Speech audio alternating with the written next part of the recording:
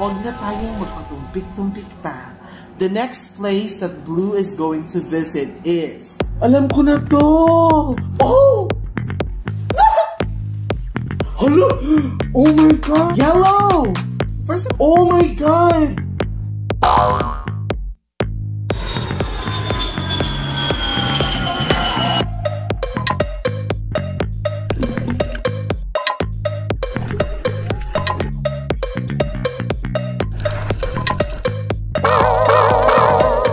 The private life of Blue!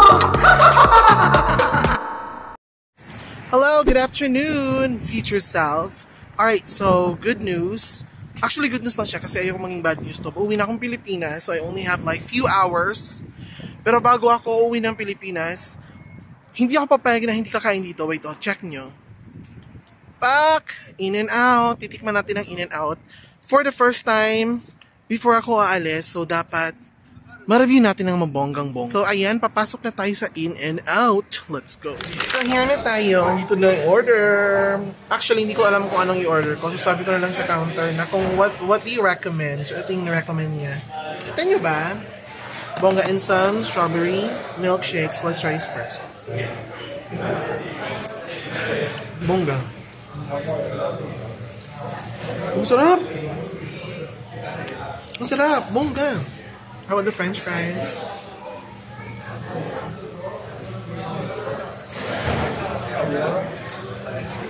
Actually, yung French fries, nakita ko sa kitchen. Fresh nilang ginagawa dahil. On the spot nilang kinakat. Bongga. And then the burger. Na, bongga.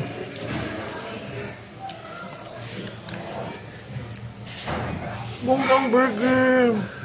Okay, I'll eat this and I'll rate this. Let's go!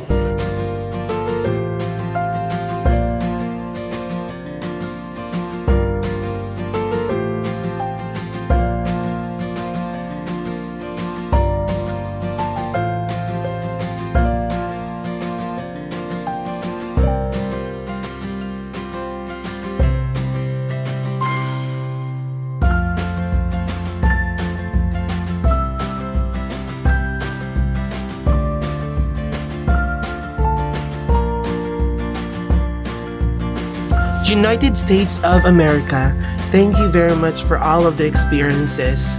Di ko to makakalimutan, and to my friends, thank you so much. Goodbye. You know that it's not gonna be my last. Hello, good morning. Andito na tayo sa Dallas Airport at nakapasok na tayo dito. Meron na tayong boarding pass. Pero hindi nila ako binigyan ng boarding pass for... Kasi yung connecting flight ko is South Korea. Annyeonghaseyo. Bakit wala masyadong ilaw? Charing. Pero hindi nila ako binigyan ng boarding pass. Feeling ko, doon ko pa kukunin sa Korea. Tapos yung i-travel ko, hindi valid yung flight number ko dito sa US. So feeling ko doon pa. Sana mag-work. Kasi kapag hindi, mag-stay talaga ako sa Korea, day. Charing. So I'm so hungry. Let's eat first. Kasi it's still 8 and the 10 pa yung flight ko. So, ilalaban natin to. Bye! Kakain mo na ako, future self!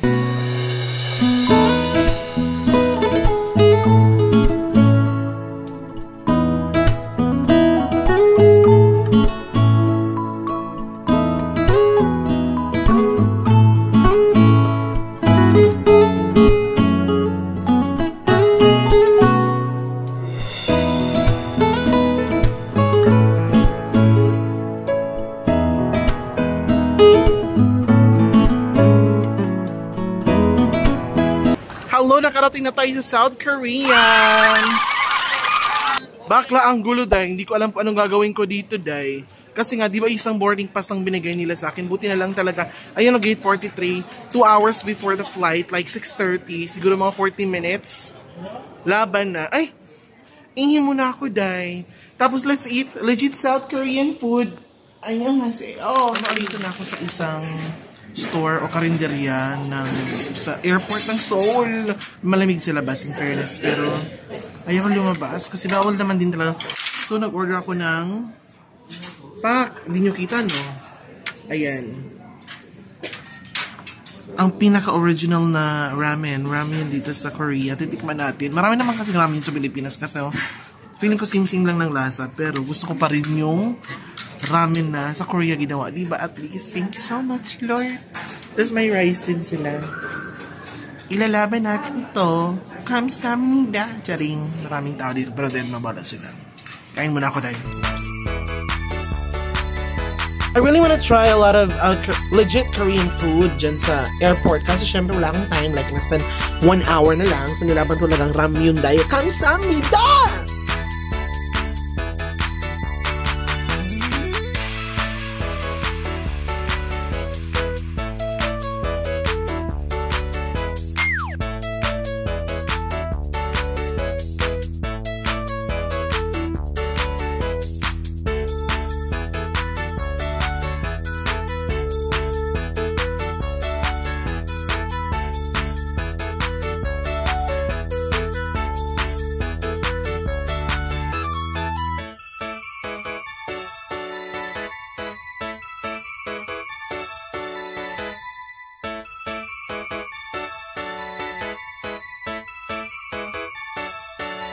So, magandang madaling araw. I'm here na sa Manila. Okay na ako sa immigration. Kukunin ko lang yung baggage. Tapos customs naman. Tapos waiting na lang ako. One more step. Para makatulog na ako ng bongga. Bye-bye. Nakalabas na tayo!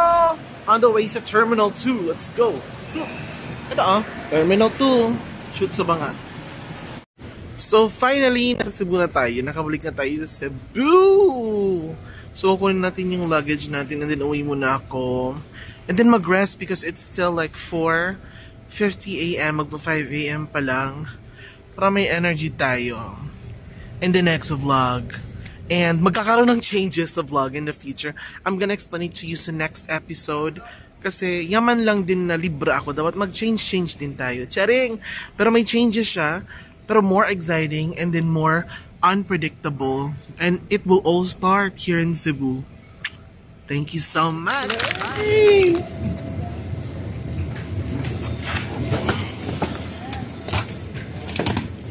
Perfect. Hey. Adi garang-garang. Adi gagigiging. Galaga na talaga siya,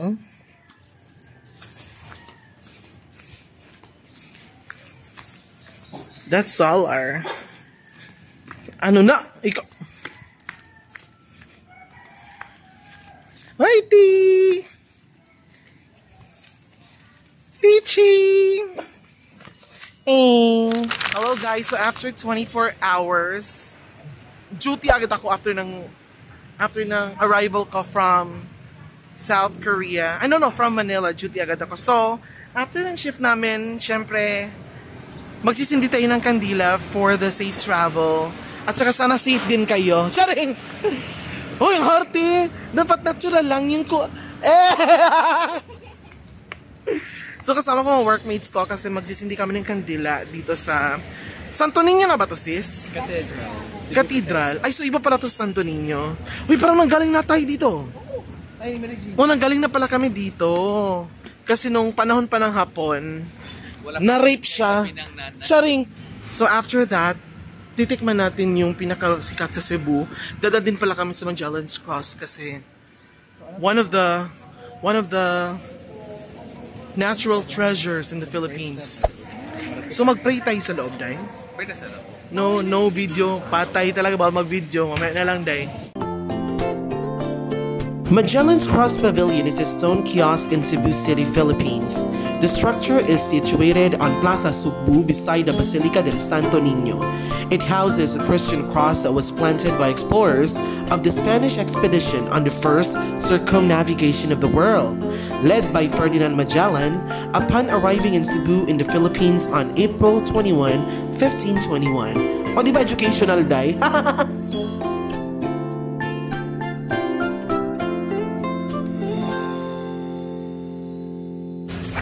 Oh my God, may motor.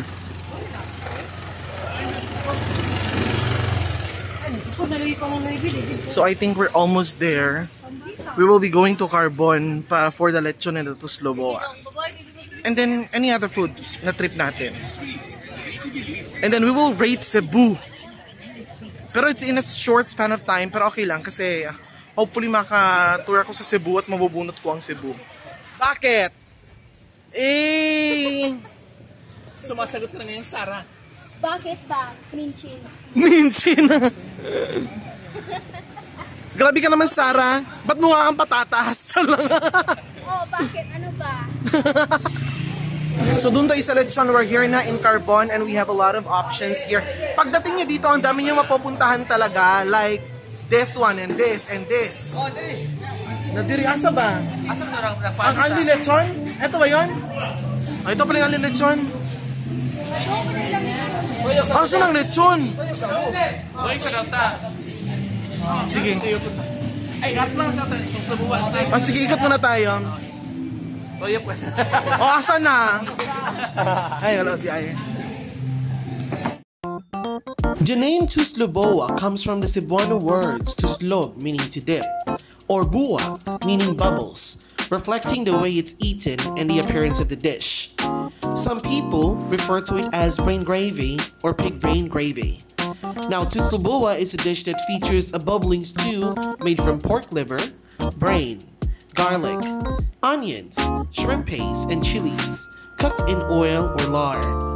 Usually, diners dip their puso, which is a cooked rice wrapped in coconut or pandan leaves, into the thick, bubbly stew. And it's actually Cebuano street food which originated from the barangays of Pasil and Suba in Cebu City. Now it's my time to shine. Nung natikman ko siya, ang sarap. If you can lip read me, sabi ko lasang adobo. Ang sarap, I didn't expect that we can create a dish from the pig's brain. Amazing.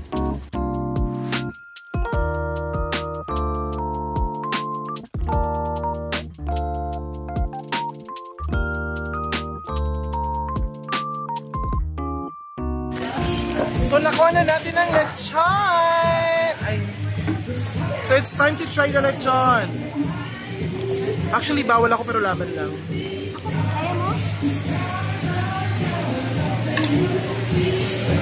Uy, tapos may libre silang dinuguan binigay sa akin.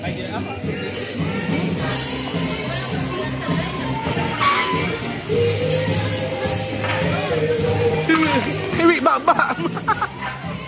Okay, Danny, rate the food in Cebu 1 to 10.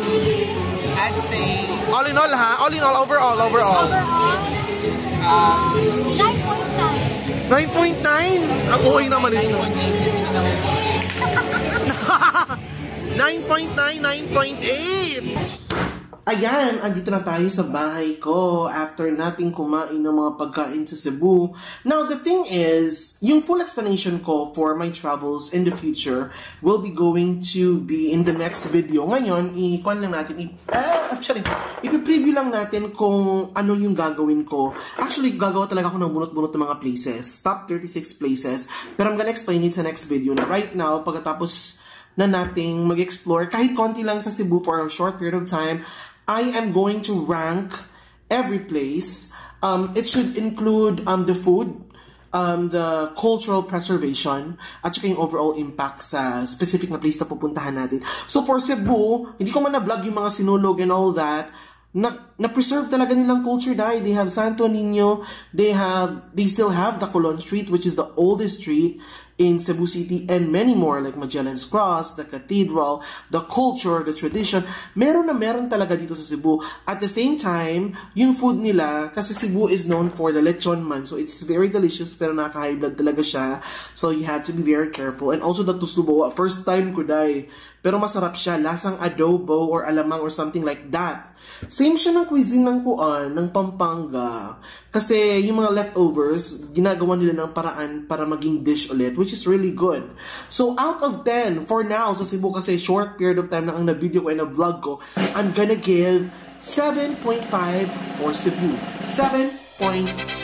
So makikita natin sa next places natin if they still preserve their culture, because I really wanted to explore around the Philippines and also outside the Philippines, hopefully in the future. Pero for now, thank you very much for your time, and hindi mo na ako magbubunot-bunot ngayon kasi originally dapat magbunot-bunot talaga ako. Pero I don't wanna bunot this place because I really wanna go back home. Let's go home.